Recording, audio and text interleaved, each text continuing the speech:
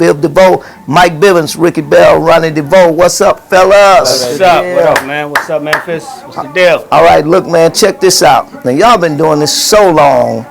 I mean, it's just like the record is impeccable.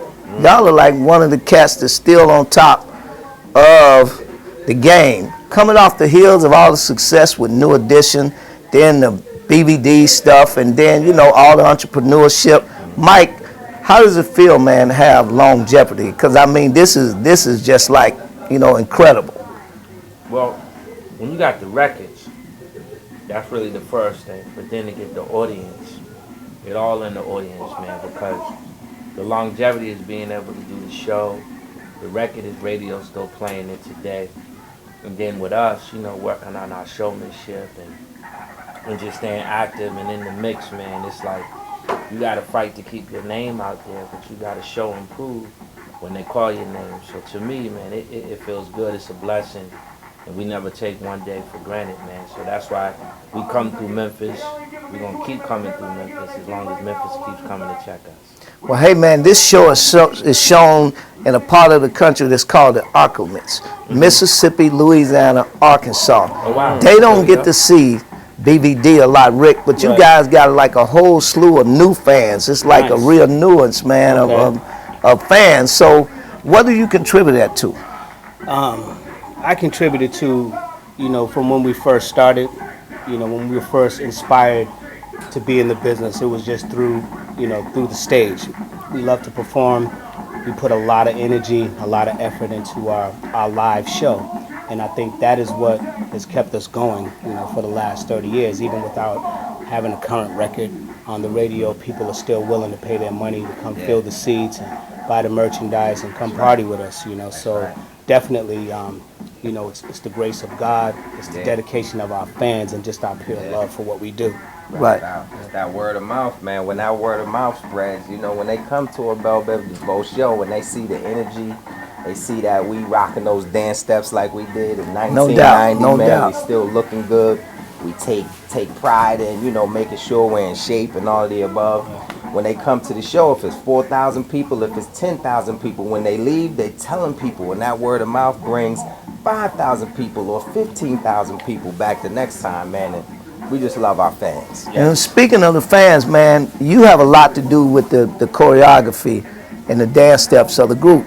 So I see a lot of the young cats trying to mimic your moves. They don't show it. They try to put a little twist to it, but everybody got to do the Bell Biv DeVoe thing, you know. I was at the Chris Brown concert and he had his dancing to man. So look, when you see those cats admiring you guys like that, even if you don't get the credit for it publicly, how does that make you feel about the work that you put in? It makes us feel good, man. We used to always say back in the day that we just wanted to be a part of the tribe, which is really a part of the peers in the music industry being able to say, I love those guys, or, you know, just acknowledge the fact that we're trendsetters and, you know, we're you know, making history in this industry, and we're basically doing what we can to kind of pass the baton or take the baton and at some point be able to pass it to the next generation. So it feels good, man, you know.